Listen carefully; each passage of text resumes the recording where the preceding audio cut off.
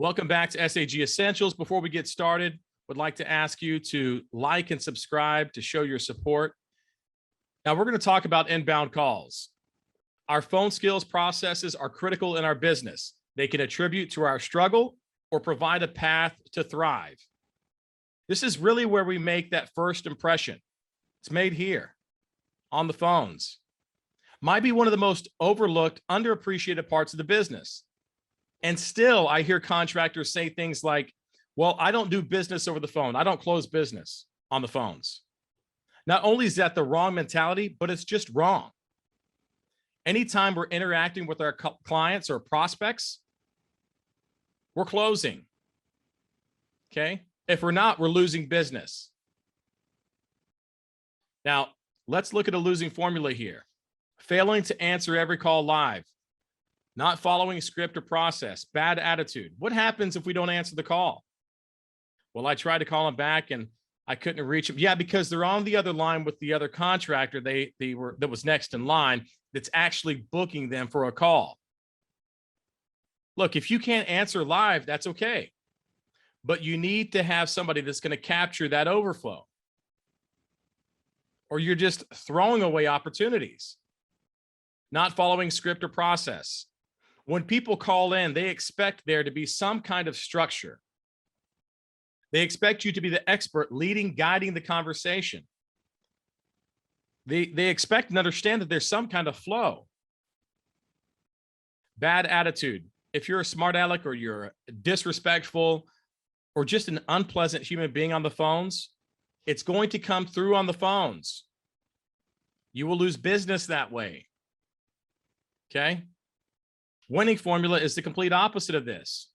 Answering calls live by third ring, great attitude, following script and process. We need to answer every call live. Again, if we don't, have a third party that's going to capture that overflow. Great attitude. We're going to talk about that in more depth here momentarily. Following script and process. When should we be available? Ideally, we're available 24/7, but I understand that this is not the model that everybody wants. Some companies drive their identity to a 24/7 model. That's who they are, and they'll do well with that. But some folks don't want this at all, and I understand. Now, you have to also be mindful of when people are getting off work. So if you say, well, I'm open 8 to 5 Monday through Friday, when do people get off work? 5, 6 o'clock. So if we're closing up at 5 and 6 o'clock and people are getting off around that same time, how are they going to communicate with us? We're probably not going to be an option. We need to make sure that our hours are prioritized in a way that allow us to have availability to our market, right? And it may be that in the beginning stages, you're working those after hours until you can bring somebody else on to fill that responsibility. Okay?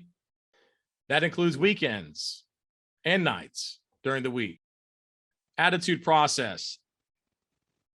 Listen, feel their pain, gratitude, reassure, authentic. How does that work? It's easy.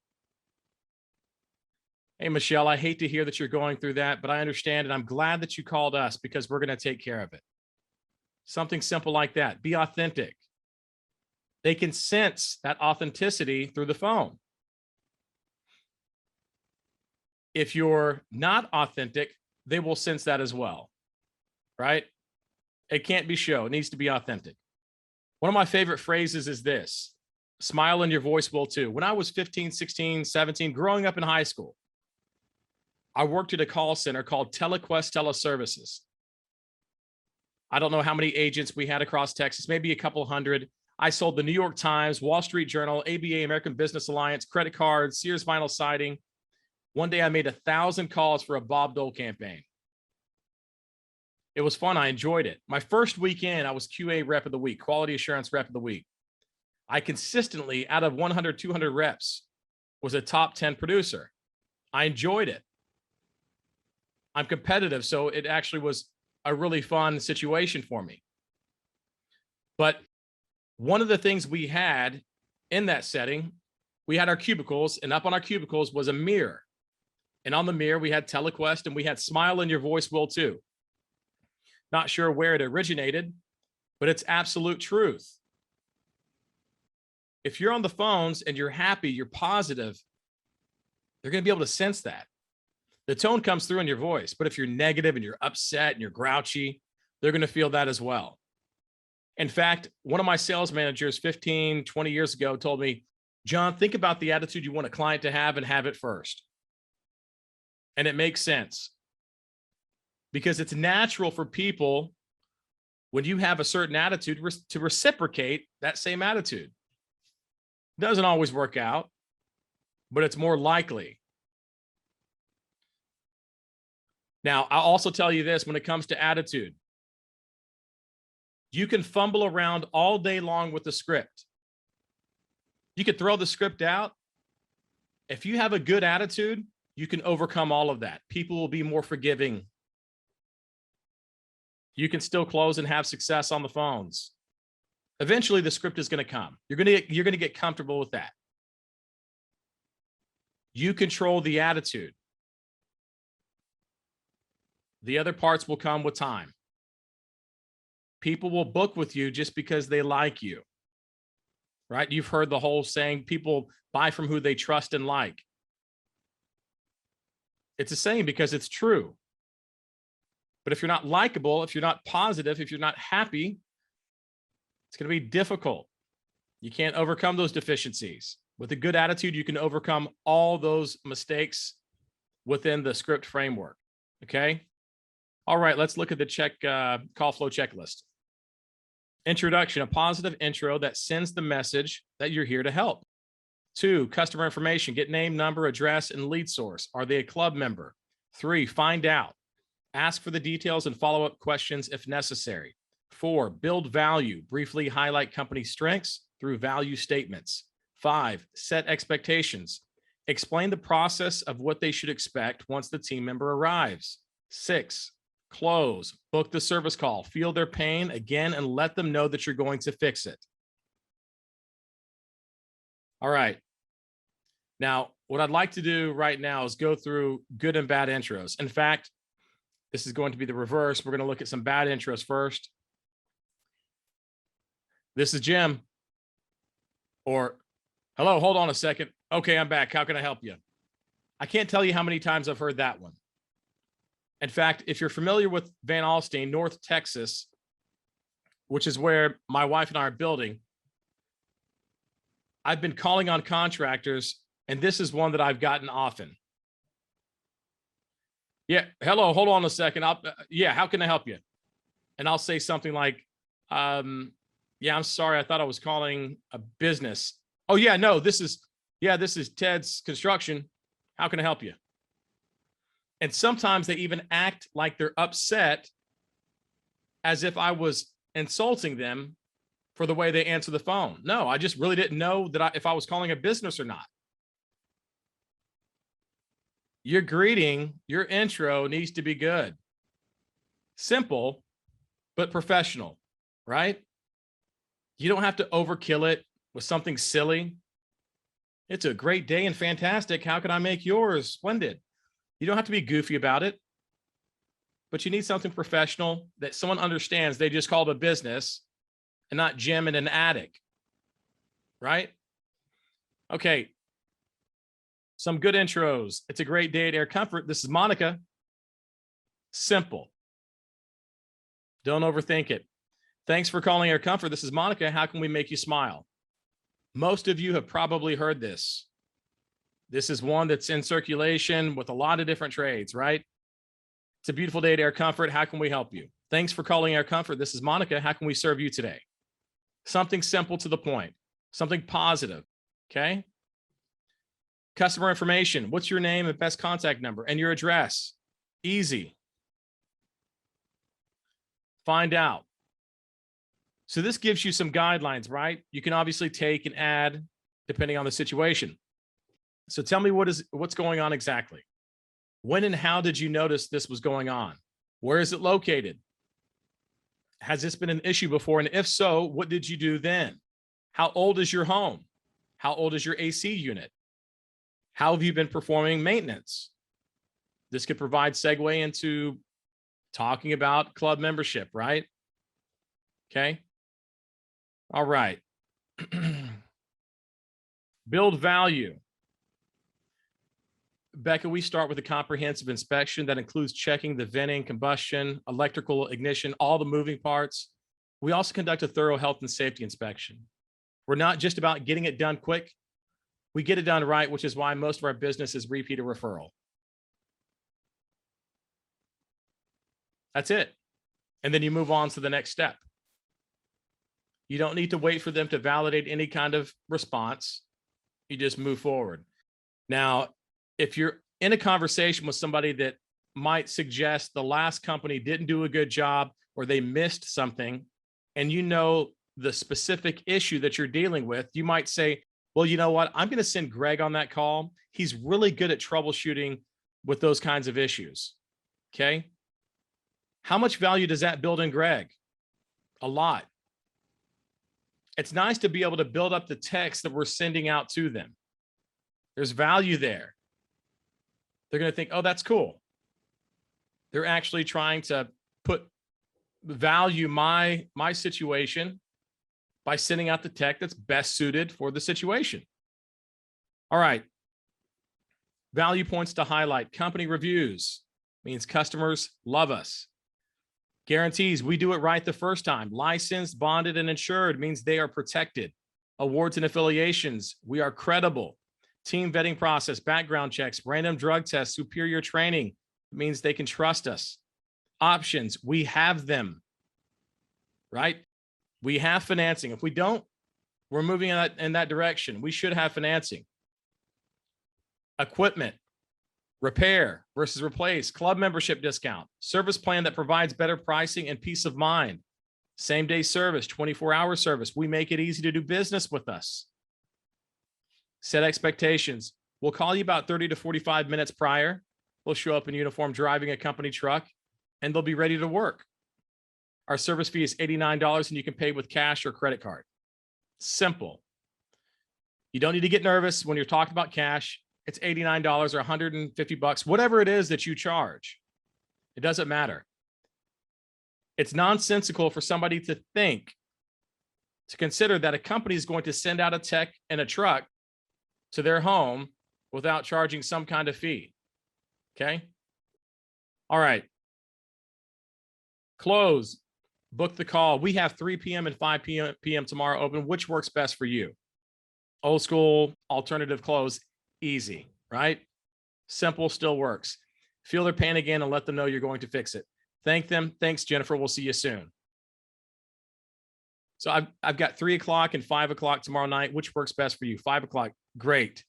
Again, I'm sorry you're going through this, but I'm glad you called us. We're going to take care of it. Jennifer, we'll see you soon tomorrow at 5 o'clock or whatever I had said, right? Okay.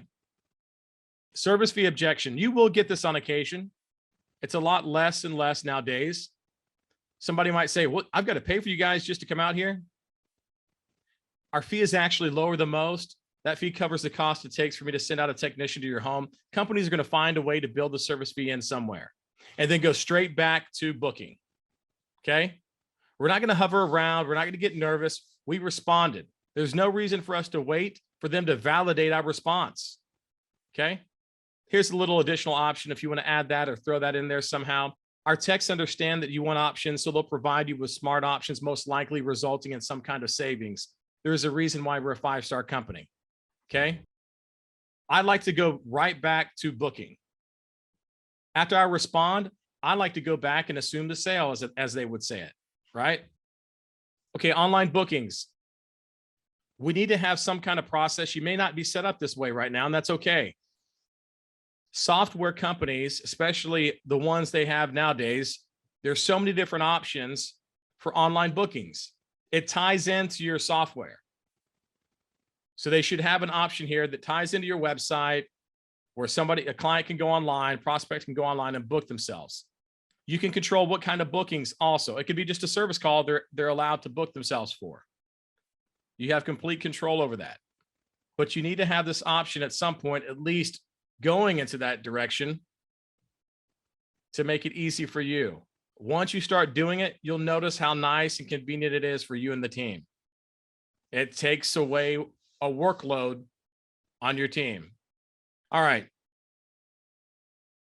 So we're going to talk about this in another module when it comes to marketing, but I like to think of this in terms of the value per customer, right? Or per opportunity, per call, per acquisition.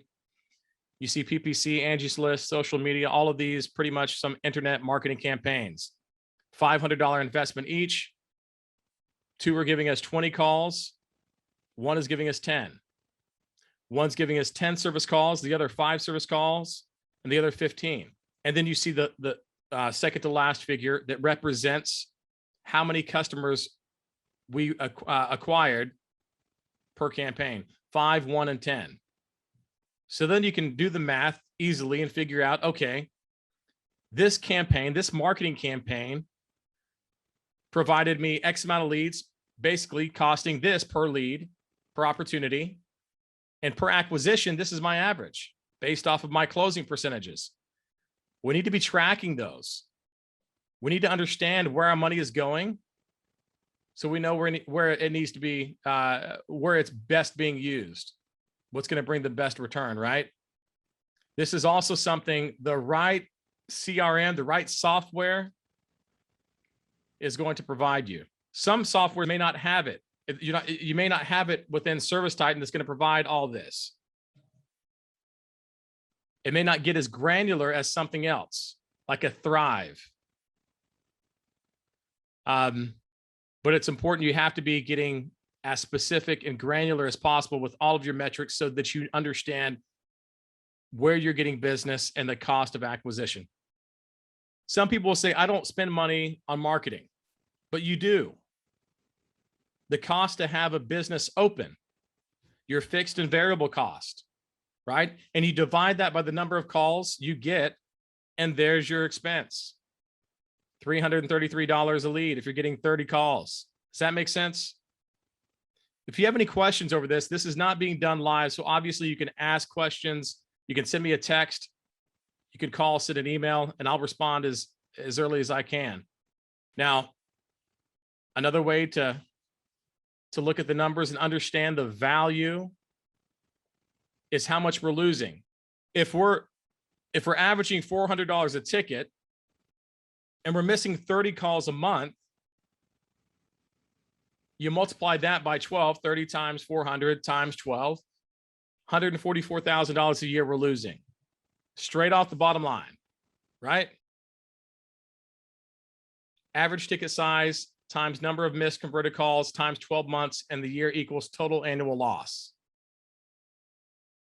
You've got to know your numbers. You have to be familiar with that.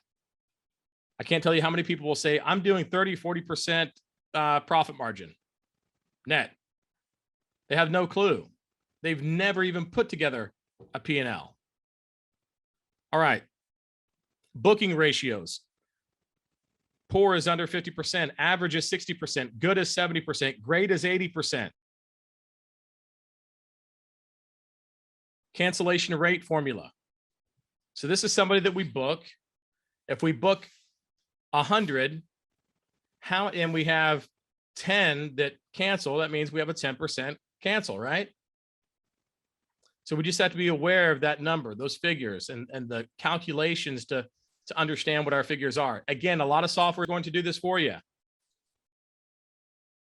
You need to be familiar with what your numbers are. CSR average call value. It's important that you understand the value of each call. You might have 2 CSRs. One is getting 100 calls. The other one's getting 100 calls. One is closing 60% and the other 90%. Something is going on. It's probably skill, the ability to connect with the customer on the phone. But we've got to narrow that gap by learning what the differences are. That's why we monitor the calls. We record all of our calls. We track the metrics, right? We need to know what the value is of that CSR, and we need to bridge the gap between the two. All right, SAG phone success guarantee. Train every CSR and anyone you allow to answer the phones. Doesn't matter if somebody is an emergency answer. If you're going to let a tech answer the phone, he needs to go through some kind of process for training. He needs to understand how to navigate through that call. And you're going to role play with him. Anyone that's going to answer the phones. You need to role play. You need to learn. You need to get more comfortable. Print out scripts and use them on every call. Listen to every call and apply coaching, SAG phone skills training.